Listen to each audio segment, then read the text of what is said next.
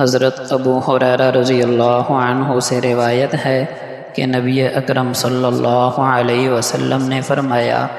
عورت سے 4 باتوں کی وجہ سے نکاح کیا جاتا ہے: اس کے مال، اس کے جمال اور خوبصورتی، اس کی دینداری اور اس کے خاندان کی وجہ سے۔ دین کو ترجیح دو، تمہارا بھلا ہوگا۔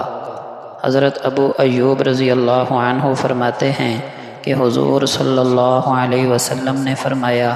4 چیزیں نبیوں کی سنت ہیں: شرم و حیا، خوشبو لگانا، مسواک کرنا اور نکاح کرنا۔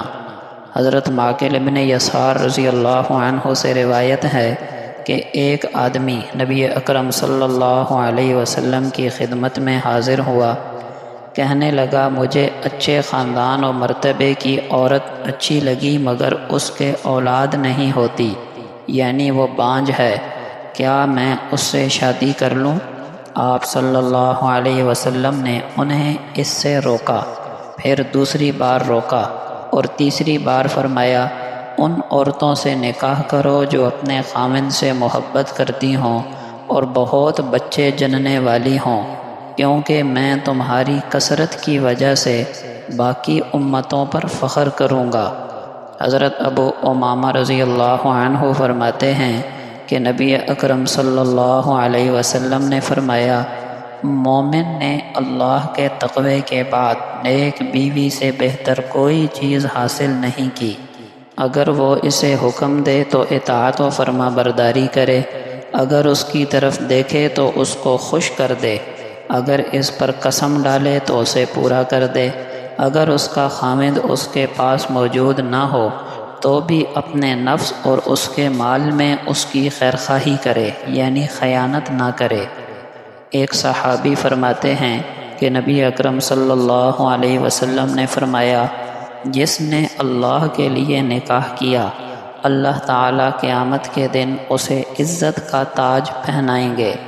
ابو ہریرہ رضی اللہ عنہ فرماتے ہیں کہ نبی اکرم صلی اللہ علیہ وسلم نے فرمایا، 3 آدمیوں کی مدد اللہ تعالیٰ نے اپنے اوپر لازم کر لی ہے: وہ غلام جو مالک سے رہائی کے لیے رقم ادا کرنا چاہتا ہو، دوسرا وہ جو اپنے آپ کو گناہ سے بچانے اور پاک دامن رہنے کے لیے نکاح کرنا چاہتا ہو، اور تیسرا اللہ کی راہ میں جہاد کرنے والا۔ حضرت مقدام ابن معدی کرب رضی اللہ عنہ سے روایت ہے کہ حضور صلی اللہ علیہ وسلم نے فرمایا، کسی نے کبھی کوئی کھانا اس سے بہتر نہیں کھایا کہ اپنے ہاتھوں کی محنت سے کما کر کھائے، اور اللہ کے پیغمبر حضرت داؤد علیہ السلام بھی اپنے ہاتھ سے کام کر کے کھایا کرتے تھے۔ ابو سعید خدری فرماتے ہیں کہ نبی اکرم صلی اللہ علیہ وسلم نے فرمایا، پوری سچائی اور امانت داری کے ساتھ کاروبار کرنے والا تاجر نبیوں، صدیقین اور شہداء کے ساتھ ہوگا۔ ابو رافع رضی اللہ عنہ کہتے ہیں کہ رسول اللہ صلی اللہ علیہ وسلم نے ایک آدمی سے ایک جوان اونٹ قرض لیا، پھر آپ صلی اللہ علیہ وسلم کے پاس صدقہ کے اونٹ آ گئے۔ آپ نے ابو رافع کو حکم دیا کہ اس آدمی کا جوان اونٹ اس کو ادا کر دو۔ ابو رافع نے واپس آ کر بتایا، ان میں کوئی جوان اونٹ نہیں بلکہ 4 دانتوں والا، یعنی اس سے بڑھ کر اونٹ ہے۔